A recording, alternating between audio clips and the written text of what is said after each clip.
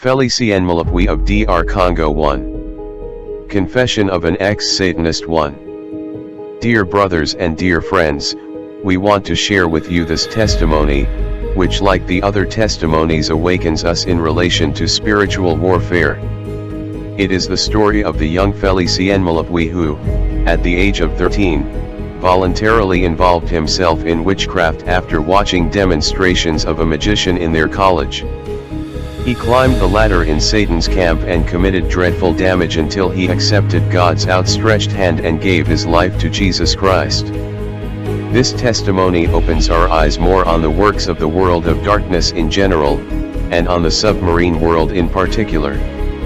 It is very clear, and warns us against the risk of living without having Jesus Christ as Lord and Master, and also against the danger of being a born-again Christian without truly living a life of sanctification. Initiation into red magic. One day a magician came to perform magical demonstrations in our college, as it was done in the past.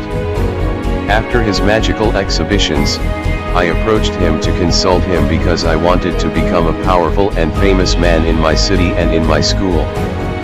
The latter gave me the addresses of great masters of Europe so that I could get in touch with them.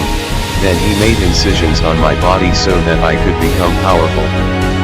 After that, I wrote to one of those addresses, to a great master residing in France. I told him that I wanted to become famous in my city and powerful in my school, and also to attract girls of my generation. A few days later this master replied to my letter. He advised me to burn Frank's banknotes and my purchase order and throw them in the toilet. In fact, I had ordered a magic chain of power. After having done what I was instructed, it took no time for the answer to come back through the same postal means, through the toilets. The answer to this mystic master recommended me to go naked to the cemetery at night. Before I left for the Mong-Ansi local cemetery, at midnight I had to recite some magical prayers to disperse passers-by of my path, and also that neither my parents nor my family would know about it. Animated by a satanic courage, I went to the cemetery that night. My master's instructions stipulated that I had to keep all this secret, and my departure to the cemetery was obligatory. The refusal to go was punishable by death or madness. I had to keep cool and not panic or scream if I saw something strange. After doing my magical prayers, I opened my eyes. What I saw frightened me, but I had to be calm and not panic. So, I was surprised to find out that I had before me a large snake coming out of one of the graves of the cemetery. It had the size of an anaconda. It stood and began to growl in order to frighten me, but I kept my calm because I was determined to have power and notoriety. It was not an ordinary snake but a demon. The snake tried to scare me but to no avail. Seeing that he had not made me flee, he opened his huge mouth in which was a bright and brilliant chain. Then, I heard a voice that commanded me to insert my hand inside the jaws of the snake and remove the magic chain. I had no choice, otherwise, I would go crazy or die, and the devil would be happy to see me die because he would have won my soul. I then removed the chain from the snake's mouth and put it around my neck as a sign of victory.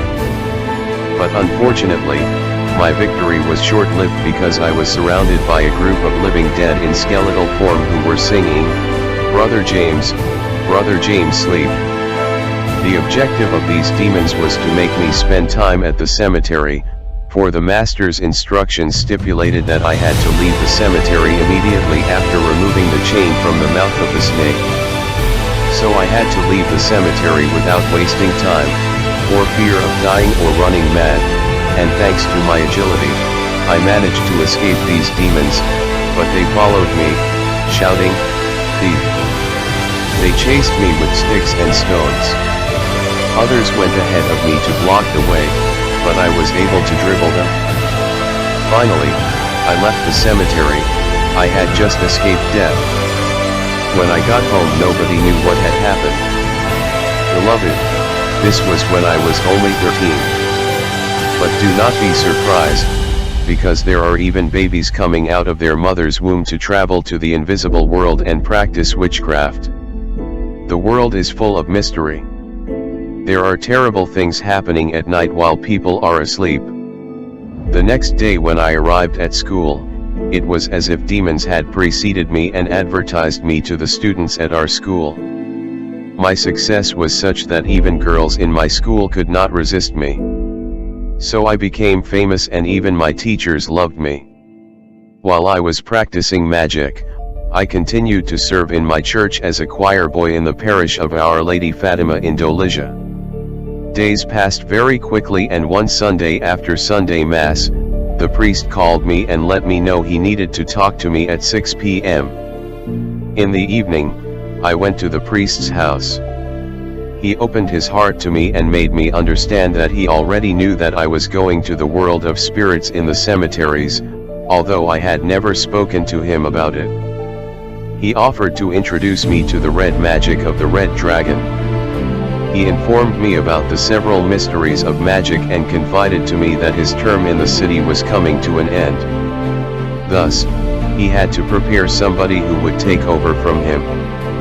He told me that a priest before the expiration of his term in a city where he works must prepare someone who will replace him and represent his magic branch. After this interview, he invited me to meet the following Wednesday at the parish so that we could get down to business. On Wednesday at 10 p.m., before arriving at the priest's place, he asked me to change and put on a cassock he had prepared for the ceremony. It was a hooded cassock. This white gown was for novices in the practice of red dragon magic. After the priest's incantations, we sat on a red carpet in front of the statue of Jesus. Then the priest asked me to close my eyes and concentrate.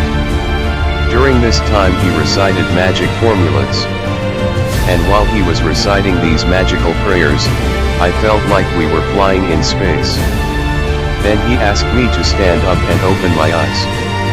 When I opened my eyes, I noticed that we were no longer in the parish but in a magical world full of beauty. It was a very well-built city with gigantic buildings, of ineffable beauty. Upon our arrival, a woman named Donna Letitia of Italian nationality came to meet us. After staring into my eyes, she began to accuse me of being a traitor, saying that I should not be introduced to the audience and that the priest should replace me with another disciple. But despite her insistence, the priest told her that I was going to change. After this debate, they all decided to shut me up in a room with no window in which there were a light bulb and cameras that were filming me. After some times, I was taken out of this room and a man was instructed to take me to the hall where there was a large meeting room. When I arrived in the conference room, I noticed that it was filled with people.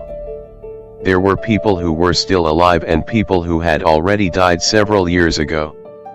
There were great traders of the city of Pointe-Noire, there were military and civil authorities of our country, and religious people too. I saw people that we studied in history who had died several years ago. When the meeting began, this Italian woman continued to insist that I should not be introduced to the audience, because later I will betray the invisible world. It was thanks to a vote that the assembly decided to introduce me to the audience. So the one who coordinated the meeting ordered me to go to the front and stand in the bar, as in a court. A new name was given me to signify that I had become Satan's full-time servant. The chairman of the meeting was a well-known bishop in the Republic of Congo. The latter enumerated 10 laws which I had to observe. The least disobedience to these laws would result in severe punishment. As in all the enthronement meetings, all the audience was invited to the banquet hall in the same building, where the guests were supposed to taste the meat and human blood, and dance to the rhythm of the Congolese rumba sung by the musician Franco, who was still alive at that time. Finally, the bishop approached me and gave me a book containing several magical prayers intended to invoke demonic spirits and other powerful demons like Queen Frida. He advised me to keep secret what I saw and heard in the invisible world, for fear of going mad or dying. That's how my career started in red magic. I remember that after some time, on the eve of the new school year, my father took me to the market to do some shopping in order to prepare for my school year. While we were a few meters from the market, I heard a voice within me reminding me that I had to refrain from going to a market, as prescribed in the 10 laws that governed my mystical life, for fear of being punished. It was one of the 10 laws that I had to observe.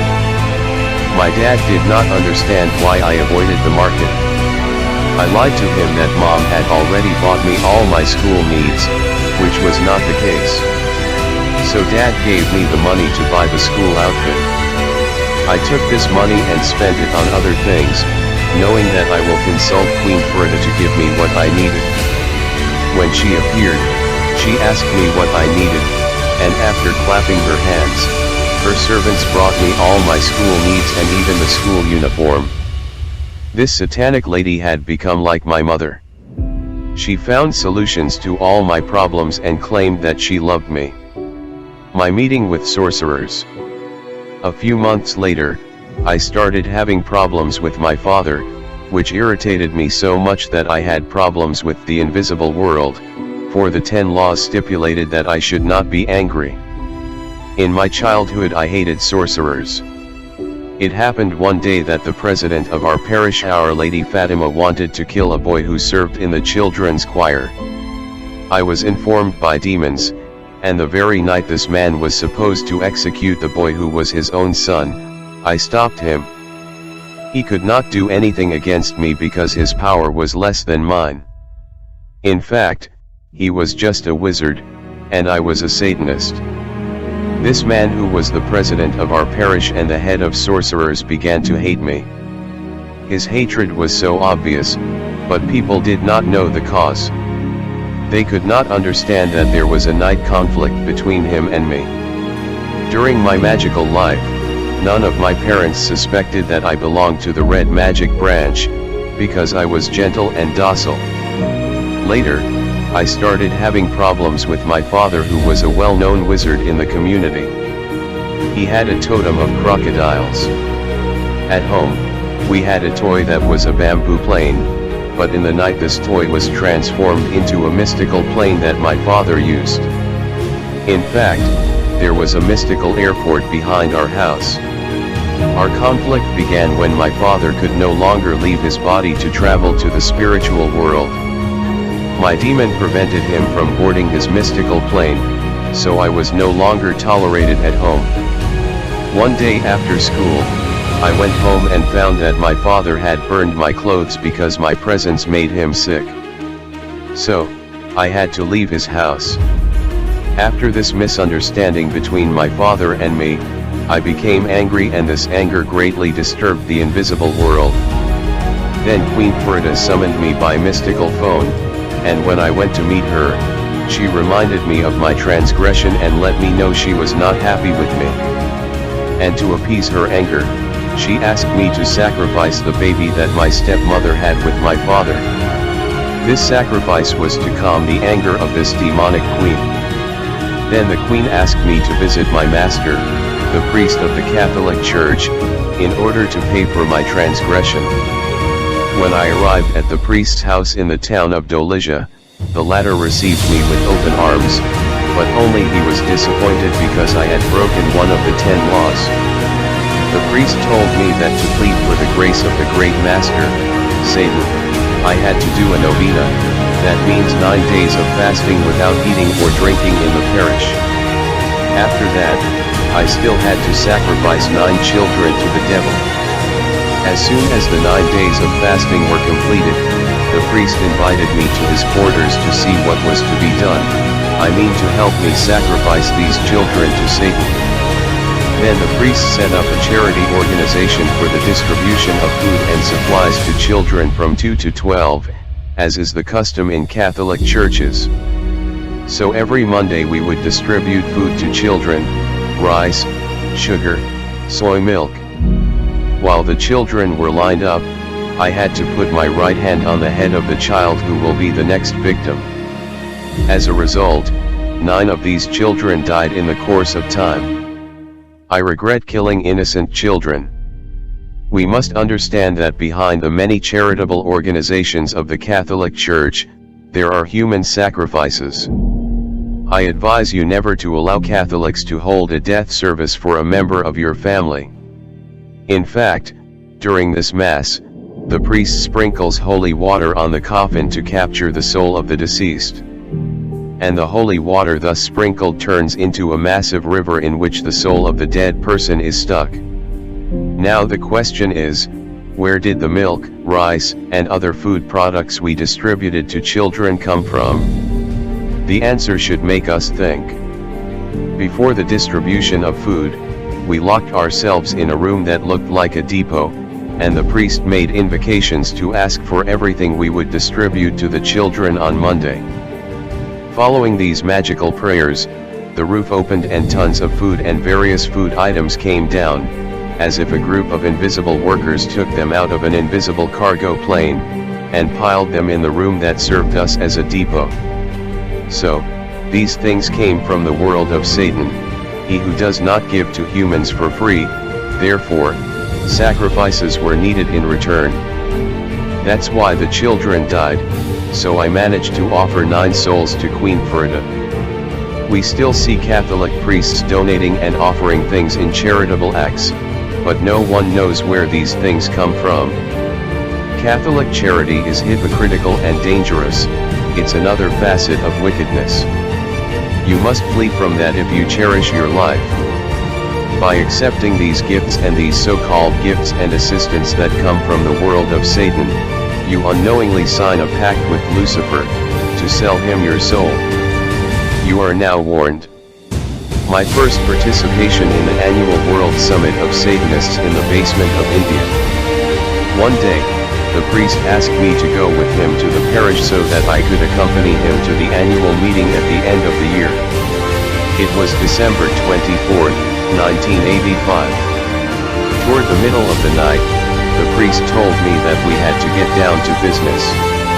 It was just after Christmas Mass at 11 p.m. Around midnight we went to the local cemetery of Noor.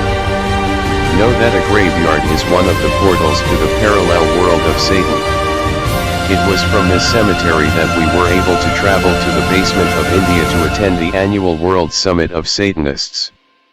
The Satanic Kingdom in India is not visible to the human eye, it is a spiritual realm, it is the headquarters of the world government of Lucifer located in the basement of India. After invocations, the priest asked me to find the grave of a male corpse. Once this was done, he made a magical prayer and the person rose from his grave and I was able to talk with him. Then, I lay down in his grave and we told him to keep my body during my trip to India. When I laid in his coffin, my spirit came out of my body, and I landed in India to attend Satanists World Rally. There were famous footballers, film and song stars, well-known political leaders, fallen angels, superior demons, and principalities. Newcomers like me had to be presented to the audience, and it was in this kind of gathering that major events that were to happen in the world in the upcoming year were determined. Thus, the fate of political, sporting, and commercial events was decided and determined in advance. This satanic gathering takes place every year from December 24th to 31st. The change of political regime and the results of the elections are decided in advance at these meetings. Sports results and results of championships are also decided and determined in advance during this meeting. Diseases that must emerge on the earth in different regions to torment the inhabitants of various countries are also programmed. In these annual meetings, the fallen angels and principalities plan the wars and the military conflicts that they will provoke in different regions of the earth during the upcoming year. These principalities prepare and plan in advance the traffic accidents, plane crashes, they plan how to sink ships, they program the so-called natural disasters that will hit different regions of the earth, etc. Major and worldwide events, prejudicial to humanity and favorable to the kingdom of darkness, which will happen on the earth during the new year, are decided and programmed in advance by the principalities and fallen angels, while the whole world remained in festivities shouting Merry Christmas and Happy New Year, instead of being in prayer. In these gatherings, the choice of the presidents of different countries of the world is decided. It was during this gathering that I became aware of the change of political regime that would take place in my country, because I saw the fallen angels and principalities decide the arrival of democracy in my country and the devaluation of the CFA Prague. In this gathering of Satanists and demons, we also discussed the war in Angola. We decided to send invisible soldiers to continue to help the rebel leader. His army was smaller compared to that of the official government, but he was still progressing because he was helped by demons that were fighting alongside him. I would advise Christians to pray for peace in their country. Many political and military conflicts are decided and programmed in the invisible world to stop the work of God. The kingdom of darkness reserves the right to dominate over a country that has asked for help from the World Bank. The AIDS epidemic was also discussed. I'll use this opportunity to ask children of God not to argue or debate on issues related to sports in general, and football in particular. Let me advise you not to be a fan of a football team. The results of football championships and sports tournaments are decided in the invisible world, in these meetings of Satanists and demons. In these meetings, it was decided that Canada would become a country of labor and that Japan would develop scientifically and technologically.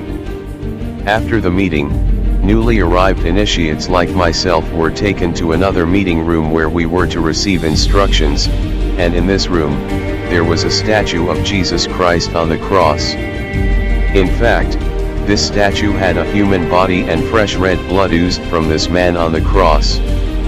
I do not know if it was a man or a demon. This man on the cross resembled the Jesus depicted on images of Catholic devotion. We have presented this man nailed to the cross as the leader of Christians, the Son of God who is worshipped by the Christians. Our host could not mention the name of Jesus Christ, because it is forbidden to mention the name of Jesus in the world of Satan. Then he incited us to scourge the false Jesus who was on the cross. We were instructed to subject this man on the cross to abuse and insults, and we were urged to flog him, spit on him, and punch him. As a result of this treatment, this man on the cross began bleeding even more. This symbolic act of the new initiates was a blasphemous act that concretized the rejection of Jesus Christ, but the bleeding man on the cross was a superior demon who had assumed the appearance of Jesus. And I understood that the image of the man on the cross in the Catholic Church was not to remind believers of the death of Christ, but rather to make fun of him. Before returning to earth they gave each of us a flying carpet, a book containing 120 magic prayers, a cord with a cross that was a telephone, and a stick that we were supposed to use in spiritual warfare. I was tasked to sacrifice 3,000 people in 20 years, and then we went back to earth. When my master the priest left the city, he entrusted me to a fallen angel known as Master Bombar of Bombar. Grace be with you all who have Jesus Christ as Master.